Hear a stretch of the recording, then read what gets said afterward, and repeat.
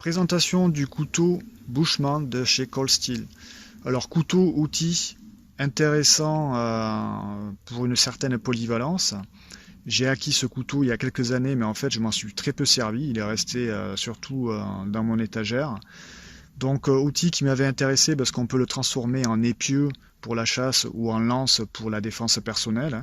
Donc avec son manche rond, on va pouvoir ajouter une rallonge de différentes longueurs, soit pour le transformer donc épieu-lance, ou comme je l'ai fait ici avec une rallonge de 40 cm avec un reste de rotin, de bâton rotin qui me restait du harnais, donc du sport.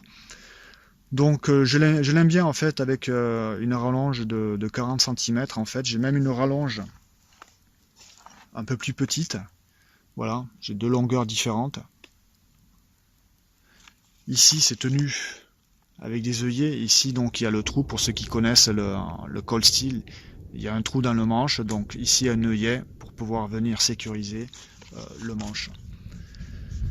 Donc outil intéressant pour une certaine polyvalence, mais il reste quand même certains défauts que je parlerai après. Donc pour les caractéristiques, on est sur une longueur totale au niveau de l'outil de 31 cm, on a 17 cm de lame et on a 2,5 mm d'épaisseur pour un poids de 278 grammes. Et on est sur un acier carbone SK5. Donc intéressant par la longueur du couteau, on a quand même une longueur de 17 cm, ce qui est pas mal. Ce qui est un peu le défaut de ce couteau, c'est l'épaisseur en fait de la lame. On n'est que sur 2,5 mm d'épaisseur.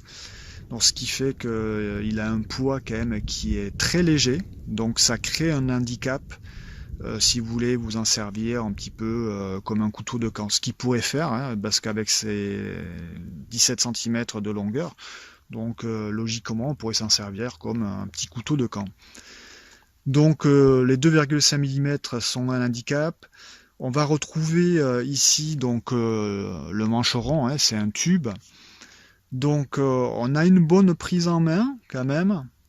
J'ai rajouté ici un cuir retourné ici que j'ai lacé pour améliorer le grip, parce que c'est vrai que sans un grip supplémentaire, le couteau va avoir tendance à glisser. Donc certains y mettent de la paracorde, de la chambre à air, etc. Moi j'ai remis un petit bout de cuir. Donc mancheron, on va bien le tenir ici en main sans problème, donc il va glisser. Mais c'est surtout que avec son mancheron, quand vous allez travailler, le couteau va vriller dans la main en fait. Vous n'allez pas pouvoir le garder droit, donc ça va avoir tendance à vriller un petit peu. Donc si vous êtes intéressé par ce couteau, je dirais qu'il est plutôt destiné, je dirais, pour les chasseurs, en premier, parce qu'on peut s'en servir comme épieu, mais aussi pour les pêcheurs. Donc avec cette rallonge en bois, on peut s'en servir, c'est l'équivalent d'une machette en fait.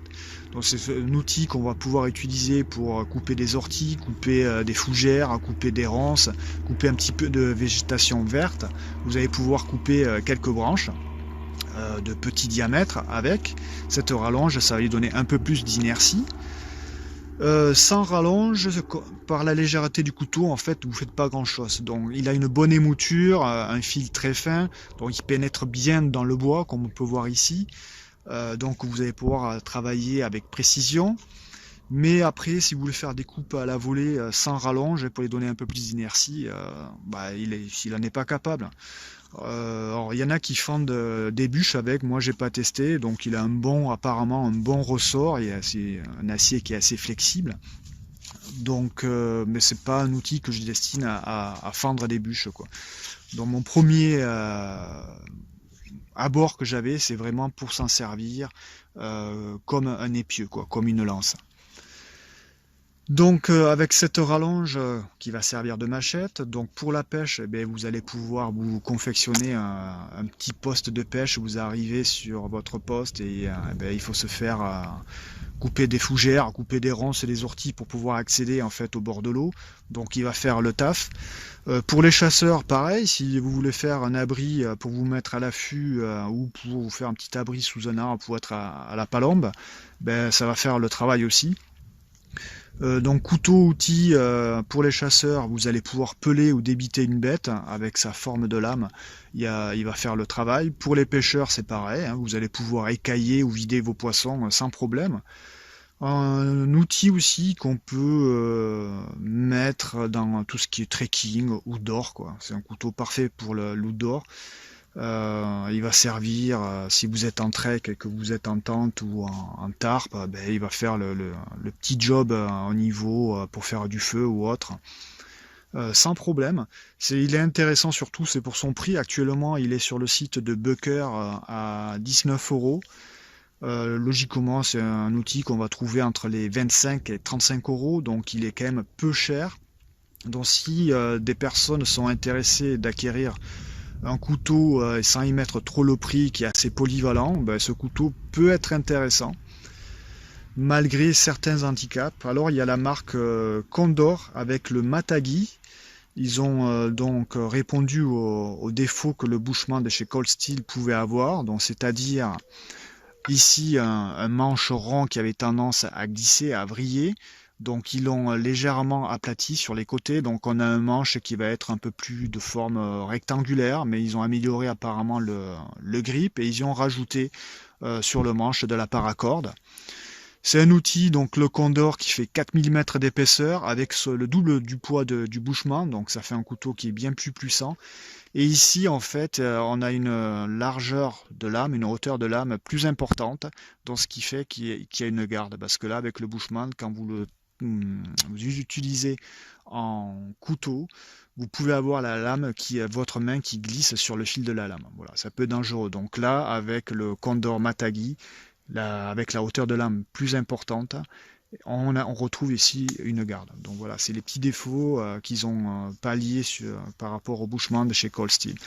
Mais il y a une différence aussi de prix, hein. Le Matagi est vendu aux alentours de 80-100 euros. Donc c'est pas du tout le même prix.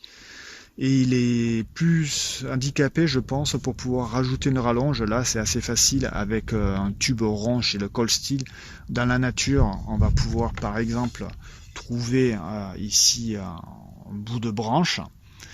Et vous allez pouvoir juste tailler ici avec le Cold Steel un petit peu au bout. Et vous allez pouvoir le faire pénétrer dans le manche sans problème. Par contre, avec le Matagi de chez Condor, comme le manche est de forme plus aplatie, plus rectangulaire, ça va être plus compliqué de pouvoir insérer une rallonge, quoi. Donc, quoi dire d'autre? J'ai à peu près tout dit. Donc, couteau intéressant donc pour la pêche, la chasse. Couteau intéressant pour le home défense et la défense personnelle, parce qu'on peut le transformer en machette avec une rallonge ou avec une rallonge plus importante. Vous allez pouvoir avoir un épieu, une lance. Donc la question, est-ce que c'est un couteau qui est taillé pour la survie? Bah en fait non. Par les handicaps que j'ai dit, en fait c'est pas un couteau pour moi que je destinerais comme un couteau de survie, quoi. Je pense qu'il y a des couteaux qui sont plus intéressants pour la survie que celui-là. Le seul aspect, c'est toujours pareil, c'est qu'on met une rallonge en bois, c'est le seul aspect intéressant, je dirais, pour la survie. Pour avoir deux couteaux, avoir ce couteau plus un autre couteau à côté, parce que celui-là il fait saguet, lance, etc. etc. Voilà, c'est pas pour moi le couteau de survie par destination. Donc pour l'étui, je vous ai pas parlé de l'étui. Donc l'étui, Bushman est vendu avec un étui en Securex, hein, pour ceux qui connaissent Cold Steel. Donc c'est les étuis plastiques qu'on retrouve sur la marque Cold Steel. Un étui qui est solide, mais qui est pas très bien pensé, je trouve, pour le Bushman, quoi. C'est pas au top. Donc du coup, je l'ai remplacé ici. J'avais un étui de passe, c'était mon étui du Shift End de Steel Wheel. Donc c'est une gaine qu'on retrouve ici dans le corps du rat. Bon, voilà, ça fait du bruit. Mais ce qui est intéressant, en fait, c'est pas un couteau qu'en général on porte ou que je porte du moins à la ceinture. Donc pour le glisser dans le sac, là il est avec sa rallonge par exemple. Même avec sa rallonge dans un grand sac, vous pouvez le glisser sur le côté sans problème. Ou carrément, vous enlevez la rallonge, vous mettez la rallonge à côté. Et ensuite, par exemple, voilà, vous mettez votre rallonge à côté et vous glissez le tout dans le sac. Et quand vous en avez besoin, vous avez votre sac, vous prenez votre couteau, la rallonge. Donc voilà, ça avec ce style d'étui, si vous en avez une de place, ça bouge pas. Ici, ça tient avec du velcro. Voilà, je trouve que c'est pas trop mal, quoi. C'est quand même un petit plus sympa que l'étui d'origine. Là, je l'ai pas ici avec moi pour vous le présenter, mais bon, vous le trouverez sans mal sur internet, vous pourrez voir. Donc c'est pas au top, quoi. Ainsi, j'espère que cette vidéo vous aura été utile et je vous dis à très bientôt pour une prochaine vidéo.